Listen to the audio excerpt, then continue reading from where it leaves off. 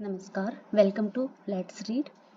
आज जो हमारा चैप्टर है रिसोर्सेज एंड डेवलपमेंट में हम पढ़ेंगे लैंड यूटिलाइजेशन कि जो धरती है, जो हमारे पास लैंड है, उसका इस्तेमाल किस किस तरह से कहाँ कहाँ किया जाता है। सबसे पहले तो लैंड यूटिलाइजेशन पढ़ने के लिए हम हमारी जो अर्थ है, जो इंडिया के पास जितनी धरती है उसमें कितना परसेंट कैसा एरिया है, उसकी जो टोपोग्राफी है वो कैसी है, इसके बारे में स्टडी करते हैं। तो जब हम जो हमारा टोटल इंडिया का एरिया है वो है 32 लाख स्क्वायर किलोमीटर। ओके, उसमें से जो 30% है वो हमारे माउंटेनियस रीजन है, जो 27% है वो है प्लेट्यू, और जो 43% आते हैं वो है प्लेन्स। प्लेन एरिया कौन सा होता है? जिसकी जो हाइट और जो भी लेंथ है उसमें ज़्यादा फर्क ना हो, उसको हम बोलते हैं प्लेन एरिया। ओके, जो अर्थ है वो इक्वल तो होती नहीं है, कहीं से ऊंचाई कहीं से निचाई, कहीं पे इस तरह से हम देखते हैं। तो जो अर्थ है वो कहीं से हाइट पे है, कहीं पे लोएस्ट पॉइंट है, कहीं पे सी है। तो उस तरह से जो प्लेन एरिया हमारे कंट्री के अंदर है वो आता है 43%। 30% इसके अंदर माउंटेन्स आते हैं। माउंटेन्स कैसे होंगे? हाइट होगी उनकी, साथ में उनका एक वी शेप टॉप होता है। ओके, और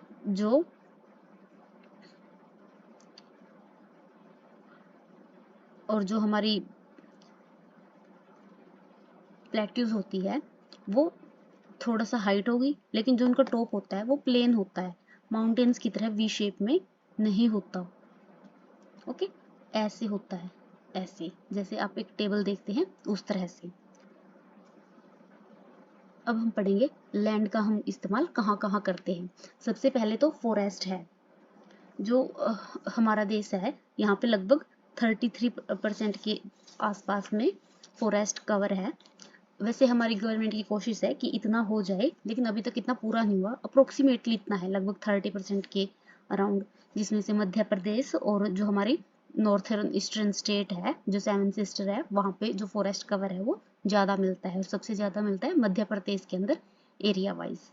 ओके, उसके बाद आता है कि लैंड कितनी अवेलेबल है कल्टीवेशन के लिए। सॉरी, उसके बाद आता है कि जो लैंड कल्टीवेशन के लिए अवेलेबल नहीं है वो हम किस तरह से इस्तेमाल करते हैं। जैसे बैरन लैंड है, खाली पड़ी भूमि है जिसके ऊपर कुछ उगता नहीं है, या फिर वेस्ट लैंड है, वेस्ट लैंड बोल सकते हैं, जहाँ पे कूड़े कचरे के ढेर लगे होते हैं, उसको हम वेस्ट लैंड बोलते हैं। ओके, नॉन एग्रीकल्चरल यूज भी होता है, जैसे रोड्स बनाना, घर बनाना, कहीं पर नदियां होंगी, तो ये सारे आ जाएंगे हमारे जो लैंड कल्टीवेशन के लिए अवेलेबल नहीं है, हम वहां पर भी धरती का इस्तेमाल करते हैं। अनकल्टिवेटेड लैंड कौन सी होगी? जैसे जो हमारे ग्रेजिंग लैंड्स है, जहाँ पशुओं को चराया जाता है, या फिर परमानेंट पास्चर्स है। ओके, ट्री अंडर कवर है, हम देखते हैं कि पेड़ पौधे बहुत लगाए जाते हैं, लेकिन वहां पे हम फसलें नहीं उगाते ना, उनको ऐसा तो नहीं है कि काट कर वहां पे फसलें लगा दी जाएंगी। तो जहाँ पर ट्री अंडर कवर है वो भी अनकल्टिवेटेड लैंड में आता है। वैसे हम देखें तो वहाँ पे ग्रोथ तो होता है, बट हम लगाते नहीं हैं, हम वहाँ पे एग्रीकल्चर नहीं कर रहे होते।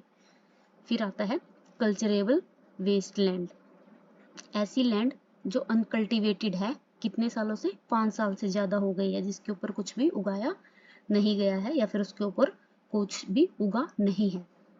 उसके बाद आती है फैलो लैंड्स, मतलब जो परती भूमि है, खाली छोड़ी गई भूमि है। करंट फैलो और अदर्स। करंट फैलो होती है जो ऐसी लैंड जो 1 साल से या फिर उससे कम टाइम से खाली है। अदर्स में आएंगी जो 5 साल से ज़्यादा टाइम हो गया, जिसके ऊपर एग्रीकल्चर नहीं की गई। उसके बाद आएगा नेट शोन एरिया। तो नेट शोन एरिया क्या होता है? जितना शोन एरिया है, जितने के ऊपर हम फसलें उगा सकते हैं वो, प्लस ऐसी लैंड जिसके ऊपर एक से ज़्यादा बार खेती की जाती है, उसको हम ऐड कर देते हैं, और इससे हमें मिलता है ग्रोस शोन एरिया या फिर net shown area. Okay, add क्यों किया जाता है? क्योंकि हम टोटल एरिया निकाल रहे हैं जितने के ऊपर हमने खेती की है। तो क्योंकि किसी भूमि के ऊपर एक से ज़्यादा बार हमने एग्रीकल्चर किया तो हमने उसको ऐड कर दिया। ओके, नाउ जो लैंड पैटर्न्स है, लैंड पैटर्न का मतलब है, लैंड यूज पैटर्न का मतलब है कि कहाँ कहाँ पर भूमि ज़्यादा इस्तेमाल की जाती है, क्या कंडीशन होती है कि लोग ज़्यादा किसी एरिया में रहते हैं, ज़्यादा फैक्ट्री कहाँ होती है। अब सबसे पहले इसमें आएगा टोपोग्राफी। जो फीचर है लैंड की वो कैसी है, माउंटेन्स है, प्लेन्स है, प्लेट्यूज है, आसपास रिवर्स है। इसके आधार पर लैंड यूज को डिफाइन किया जाता है, ये डिस्क्राइब किया जाता है। अगर कोई माउंटेनियस रीजन है तो वहां पर क्या होंगे, लोग कम रहते हैं। डेजर्ट होंगे तो वहां पर भी लोग कम रहेंगे। जहाँ पे रिवर्स होगी और प्लेन एरिया होगा वहां लोग ज़्यादा रहेंगे। क्लाइमेट के आधार पर अगर हम देखें, जहाँ पर बहुत ज़्यादा गर्मी या बहुत ज़्यादा सर्दी होती है वहाँ पर लोग कम रहते हैं एज कंपेयर टू जहाँ पर टेम्परेचर अच्छा रहता है। ओके, उसके बाद आता है ह्यूमन फैक्टर। इंसान भी कई बार ऐसा होता है कि वो हर एक जगह की जो हीट है या फिर हर एक जो प्लेस की हर एक प्लेस को का टेम्परेचर बर्दाश्त नहीं कर पाता, तो वो अपनी सुविधा देखता है कि वो कहाँ रह सकता है। ओके, तो उसमें ह्यूमन फैक्टर भी काउंट हो जाते हैं। या फिर अगर जहाँ पे इंसान को ज़्यादा सुविधाएं मिलेगी तो वहीं रहना चाहेगा। ठीक है, तो इसके अंदर ह्यूमन फैक्टर आते हैं।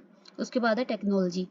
अगर हम हमारे देश के अंदर जो बड़ी बड़ी मेट्रोपॉलिटन सिटी है, लाइक गुड़गांव है, दिल्ली है, बेंगलोर है, उनको देखेंगे तो वहाँ पे लोग ज़्यादा होते हैं। क्यों? क्योंकि वहाँ पे टेक्नोलॉजी अच्छी होती है, वहाँ पे लोगों को सुविधाएं मिल पाती है टेक्नोलॉजी की वजह से।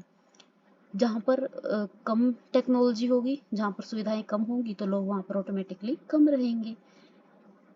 उसके बाद है कल्चरल ट्रेडिशन। हमने रिसोर्सेज की डेफिनेशन में पढ़ा था कि कोई भी चीज़ रिसोर्स तब बनती है जब वो कल्चरली एक्सेप्टेबल हो। लैंड यूज पैटर्न में भी होता है, जो चीज़ कल्चर में हो, कल्चर से जुड़ी हुई जगह हो, वहाँ पर लोग ज़्यादा रहते हैं। फॉर एग्जाम्पल अगर आप हरिद्वार जाएंगे तो वहाँ पे हमें ज़्यादा लोग दिखाई देते हैं। वहाँ पे जो शहर है वो घने बसे दिखाई देंगे, क्योंकि उनका मानना है कि वो जो धरती है वो भगवान की धरती है। ओके, तो वहाँ पे जो पीपल है वो ज़्यादा अमाउंट में रहेंगे। हमने पढ़ा लैंड यूज पैटर्न, और उससे पहले हमने पढ़ा था कि जो यूटिलाइजेशन ऑफ अर्थ या फिर जो लैंड है वो किस तरह से होता है। हमने ये तो देख लिया कि फॉरेस्ट भी थे, फॉरेस्ट का हमने इस्तेमाल कर भी रहे हैं, अलग अलग तरीके से इस्तेमाल करते हैं, जिसकी वजह से जो डाइवर्सिटी है, जो बायोडाइवर्सिटी है, उसके ऊपर एक खतरा मंडराने लगता है। ओके, जो फॉरेस्ट है वो कम ना हो जाए, इसके लिए हमने एक नेशनल फॉरेस्ट पॉलिसी बनाई थी इंडिया के अंदर, और वो कब एक्ट में आई थी, 1952 में। ज़रूरत क्या थी? ताकि इकोलॉजिकल बैलेंस बना रहे, ताकि फूड चेन जो है हमारी बनी रहे। ओके, फूड चेन का मतलब क्या होता है? फूड चेन होता है, जैसे आप लोगों ने साइंस के अंदर पढ़ा होगा कि जो प्लांट्स है वो अपना खुद से फूड बनाते हैं, फिर कुछ एनिमल्स और ह्यूमन बींग्स उन प्लांट्स को खाते हैं। जैसे ग्रास को किसने खा लिया? हिरण ने। फिर हिरण को कोई और खा जाता है, मान लेते हैं इसको शेर ने खा लिया। जब शेर मरता है तो उसको कोई और खा जाते हैं, छोटे छोटे कीड़े मकोड़े। तो इस तरह से जो फूड चेन है वो बनी रहती है। ठीक है, नेशनल फॉरेस्ट पॉलिसी के अंदर हमने फॉरेस्ट को साथ में जो नॉन एग्रीकल्चरल लैंड घोषित किया था, ताकि यहाँ पे जो झूम खेती है, बार बार जो एक जगह को साफ करके दूसरी जगह लोग चले जाते हैं और वहाँ पे एग्रीकल्चर करते हैं, जिसको हम थ्रेश एंड बर्न भी बोलते हैं, ताकि वो खेती ना की जाए। तो इस लैंड को हमने प्रोटेक्टेड लैंड भी घोषित कर दिया था। ओके, लेकिन वहाँ पे कुछ राइट्स दिए गए थे जो लोग वहाँ रहते हैं, ताकि वो अपना भरण पोषण कर सके। उसके बाद आता है land degradation and conservation measure. अब हम लैंड का इतना इस्तेमाल करेंगे तो उसको कंजर्वेशन की जरूरत भी पड़ेगी। कंजर्वेशन होता है किसी चीज को सेव करना। तो जो माइनिंग है उसको बंद कर दिया जाना चाहिए, बंद ना करें लेकिन रेगुलेट किया जाना चाहिए। जो वेस्ट लैंड है, सबसे पहले हम डिग्रेडेशन देखते हैं। माइनिंग की वजह से होता है, कई बार जो कूड़े कचरे के ढेर लगे होते हैं उसकी वजह से भी लैंड डिग्रेड होती है। ओवर यूज ऑफ केमिकल्स है, उसकी वजह से भी होती है। जब हम खेती के अंदर भी बहुत ज़्यादा केमिकल्स डाल देते हैं तो लैंड क्या होती है, जो सोइल है वो इरोड होना शुरू हो जाती है, डिप्लेट हो जाती है। कई चीज़ों की वजह से जो इरोजन होता है, जैसे एयर की वजह से, वाटर की वजह से, उससे भी लैंड डिग्रेड होती है। ओके, ओवर ग्रेजिंग बहुत ज़्यादा चराई की वजह से भी होती है। और ओवर इरिगेशन जो है नीड है एग्रीकल्चर की, बट जब हम उसको बहुत ज़्यादा लेवल पर बहुत ज़्यादा पानी देना स्टार्ट कर देते हैं तो वो भी हार्मफुल होती है लैंड के लिए, एग्रीकल्चर के लिए भी। तो हम जो ये हमारी जो प्रॉब्लम्स है डिग्रेडेशन की, हम इसको सेव कैसे करेंगे, बचाएंगे कैसे, उसको बोलते हैं कंजर्वेशन मेजर्स। तो देखते हैं कंजर्वेशन कैसे करेंगे। अफोरेस्टेशन, ज़्यादा से ज़्यादा पेड़ लगाकर। शेल्टर बेल्ट बनाकर, शेल्टर बेल्ट होता है जैसे मान लेते हैं कि कोई खेत है, उसके चारों ओर पेड़ पौधों की एक लाइन लगा दी जाती है। जब हवा आती है, बारिश आती है, तो वो जो पेड़ होते हैं हवा की वजह से मिट्टी को इरोइड होने से बचा लेती है। कंट्रोल ऑन ओवर ग्रेजिंग, बहुत ज़्यादा जहाँ पे ग्रेजिंग होती है वहाँ पे कंट्रोल करना। आप जब भी किसी ग्राउंड के अंदर जाते हैं, आप जहाँ अगर घास के ऊपर से चल के जाएंगे, रोज उसी जगह से चल कर जाएंगे, तो आप थोड़े टाइम के बाद देखेंगे कि वहाँ पे जो घास उगना बंद हो गई है ना। तो ओवर ग्रेजिंग से भी ऐसा ही होता है। स्टेबिलिटी ऑफ सैंड ड्यून्स, जब आप राजस्थान के एरिया की तरफ जाएंगे तो आपको वहाँ पे सैंड ड्यून्स दिखाई देते हैं, जो रेत की ढेरियाँ होती है। तो उनको भी बचाने की ज़रूरत है, क्योंकि जब वो पहले रेत उड़ती जाएगी तो वहाँ की जो पेड़ पौधे हैं उनके पास मिट्टी कम रह जाएगी, या फिर वहाँ की लैंड क्या होगी, डिग्रेड होगी। अदर कंजर्वेशन मेजर भी होते हैं, जैसे माइनिंग के ऊपर कंट्रोल करना है। वेस्ट लैंड का क्या कर सकते हैं, हम रेगुलेट कर सकते हैं।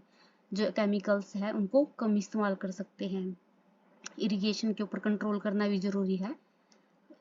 जैसे पंजाब है, पंजाब के अंदर एक बहुत बड़ी प्रॉब्लम है कि वहाँ पे पानी काफ़ी है, तो लोग क्या सोचते हैं कि ज़्यादा पानी छोड़ देते हैं, तो उसकी वजह से वाटर लॉगिंग होती है। और वो ओवर इरिगेशन क्या करती है, फसलों के लिए भी अच्छी नहीं होती, साथ में लैंड को भी डिग्रेड करती है।